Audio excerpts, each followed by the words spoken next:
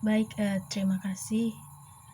Eh, Dalam video kali ini saya akan membahas mengenai implikasi virus corona terhadap kehidupan sosial keagamaan.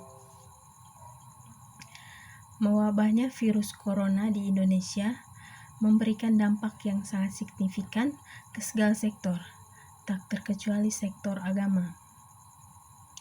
Agama merupakan persekutuan orang beriman atau yang percaya kepada Tuhan menurut keyakinannya masing-masing. Hampir semua orang menganut suatu agama. Umumnya, agama identik dengan kebersamaan, persatuan, perdamaian, sukacita, dan sorak-sorai. Hal ini terlihat pada tiap-tiap rumah ibadat yang banyak dikunjungi oleh umat beragama. Tidak seperti biasanya, kali ini umat beragama dihimbau untuk beribadah di rumah saja. Hal ini merupakan salah satu upaya yang dilakukan untuk menghindari kerumunan di rumah-rumah ibadat, sehingga dapat memutus rantai penyebaran virus corona. Karena virus corona, perhimpunan umat beragama di rumah-rumah ibadat hanya dianggap sebagai suatu kerumunan biasa yang dapat menyebabkan penyebaran virus menjadi meluas. Padahal sesungguhnya, perhimpunan umat beragama dalam rumah-rumah ibadat memiliki arti atau makna tersendiri bagi para penganut agama. Upacara-upacara keagamaan di rumah-rumah ibadat harus dilakukan tanpa umat. Suasana kebersamaan, sukacita, dan sorak-sorai menjadi tak terasa karena virus corona ini. Virus corona terus merebak. Penanganan tak kunjung usai. Aksi tanggap darurat terus diperpanjang. Isolasi diri dan menghindari kerumunan merupakan bentuk dari aksi tanggap darurat itu. Bertepatan dengan aksi ini, upacara besar keagamaan pun tiba. Upacara pekan suci bagi umat yang beragama Katolik dan masa puasa bagi yang beragama Islam. Biasanya umat beragama bekerja sama, bergotong royong untuk menyemarakan dan mensukseskan upacara-upacara itu. Untuk agama Katolik sendiri, bentuk kerjasama dapat terlihat dalam kegiatan bersih lingkungan secara bersama-sama, mendekorasi rumah ibadat, latihan kor, serta bersama-sama menghadiri upacara keagamaan di rumah-rumah ibadat. Di sana terjalin solidaritas yang erat di antara umat beragama. Kemudian, toleransi antara umat beragama juga dapat terlihat dengan adanya partisipasi dari umat beragama lain, misalnya menjaga parkir ketika ada upacara keagamaan atau misa di gereja. Tetapi tidaklah demikian yang terjadi ketika badai corona terus menerpa dan melanda dunia, khususnya di Indonesia yang sebagian besar atau hampir semua menganut suatu agama. Solidaritas di antara umat beragama yang sudah terjalin kian renggang. Aktivitas gotong royong kini tidak terlihat lagi. Upacara keagamaan kali ini terasa sangat menyedihkan. Bagaimana tidak, dalam upacara besar seperti ini, seharusnya rumah-rumah ibadat dipenuhi dengan umatnya. Ada perjumpaan dengan sesama, saling sapa, berjabat tangan sebagai tanda persaudaraan dan persatuan di dalam Tuhan. Tetapi yang terjadi saat ini adalah kita mengisolasi diri dalam kecemasan dan ketakutan.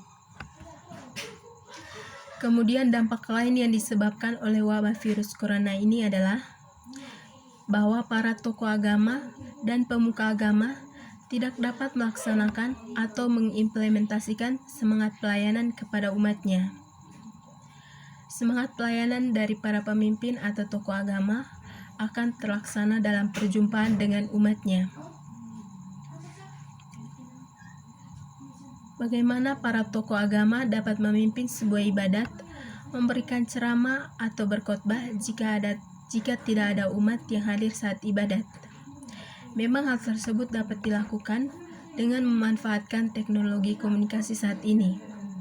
Tetapi suasananya jelas tidak sama dan tidak semua dapat mengaksesnya dengan mudah, baik itu karena disebabkan karena ketidaktahuan maupun ekonomi yang tidak memungkinkan. Kondisi dunia yang saat ini dirundung musibah berimplikasi juga terhadap kepercayaan atau keyakinan seseorang. Seseorang bisa saja meragukan keberadaan Tuhan atau menjauh dari Tuhan karena kondisi yang sejatinya tidak berpihak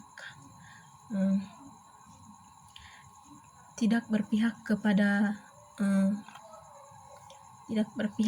kita.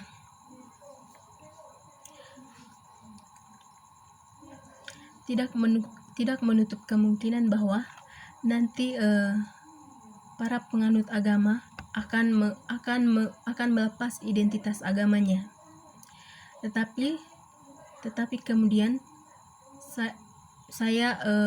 saya berpikir banyak juga yang akan mendekatkan diri kepada Tuhan, yang akan lebih mendekatkan diri kepada Tuhan akibat musibah ini.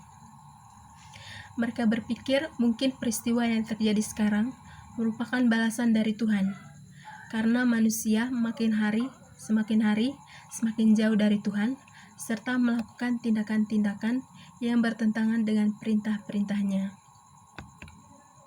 Mungkin dengan musibah ini, manusia dapat merefleksikan perbuatan-perbuatan yang telah dilakukan dan dapat bertobat serta melakukan perbuatan-perbuatan baik terhadap sesamanya dan tidak menyakiti satu sama lain.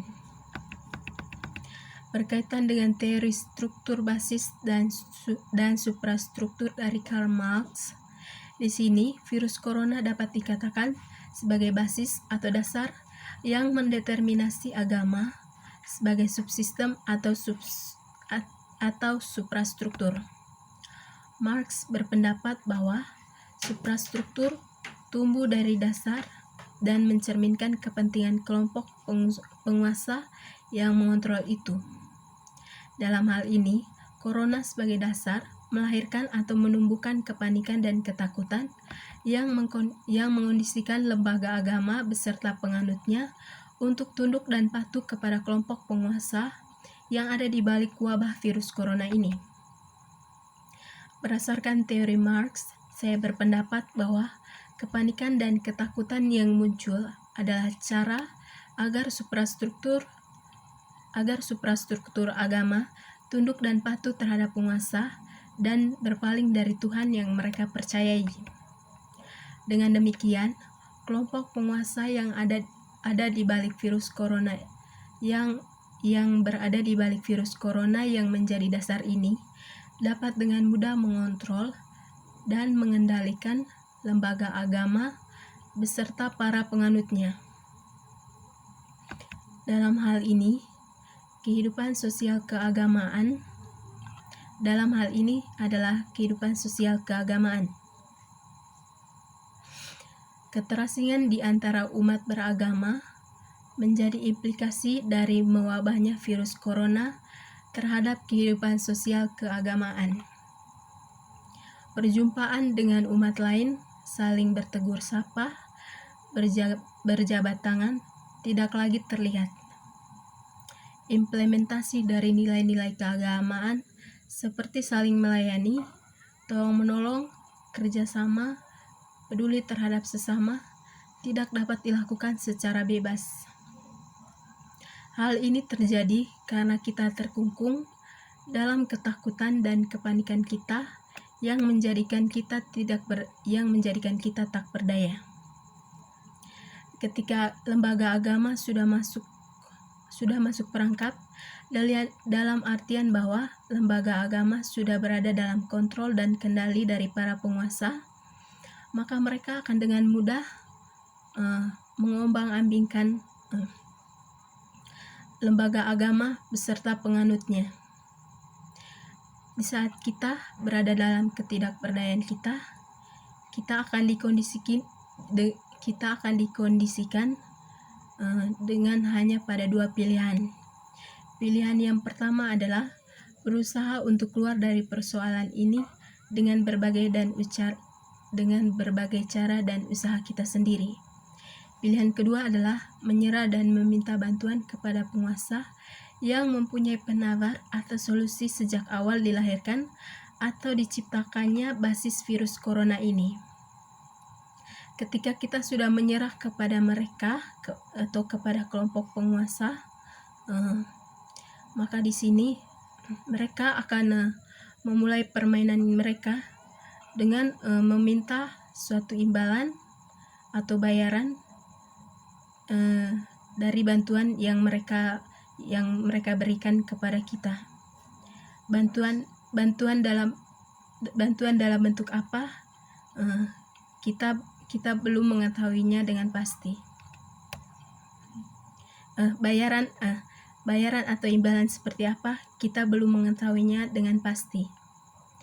Sekian dari saya. Terima kasih.